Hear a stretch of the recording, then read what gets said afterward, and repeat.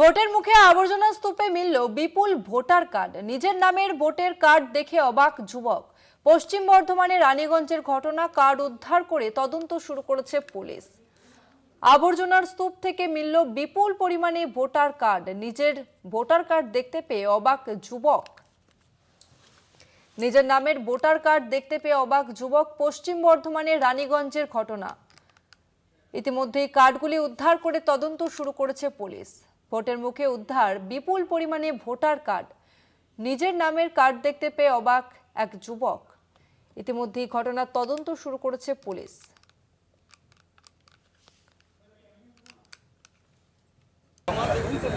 আবর্জনার স্তূপ থেকে উদ্ধার বিপুল পরিমাণে ভোটার কার্ড।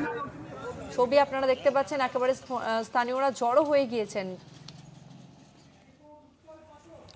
আরো বিস্তারিত জানবো, আমাদের সঙ্গে ফোন লাইনে রয়েছে প্রতিনিধি উৎপল পাতর। উৎপল, কি জানতে পারছো?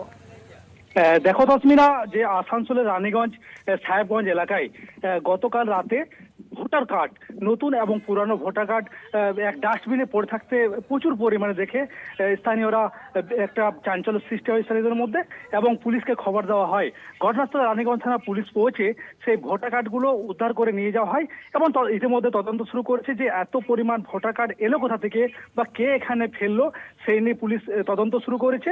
কিন্তু স্থানীয়দের একাংশ জানান যে এই এসআইআর আবহ এবং আসন্ন বিধানসভা নির্বাচন এই প্রাককালে এই যে এত পরিমাণ যে ভোটার কার্ড, সেই নিয়ে রীতিমতো একটা চাঞ্চল্য সৃষ্টি হয় যে এসআইআর আবহ এবং আসন্ন বিধানসভা নির্বাচন তার এই পরিপ্রেক্ষিতে যে এত ভোটার কার্ড এবং স্থানীয় মানুষদেরও রয়েছে ভোটার কার্ড এবং এক ব্যক্তি জানান যে তার দাদার ভোটার কার্ড ওখান থেকে পাওয়া গিয়েছে, তাহলে সেই ভোটার কার্ড বাড়িতে রয়েছে তার ভোটার কার্ড এবং সেখানেও পড়ে রয়েছে।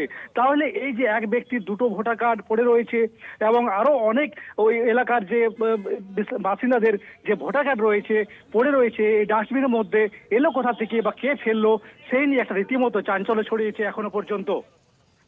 ধন্যবাদ উৎপল।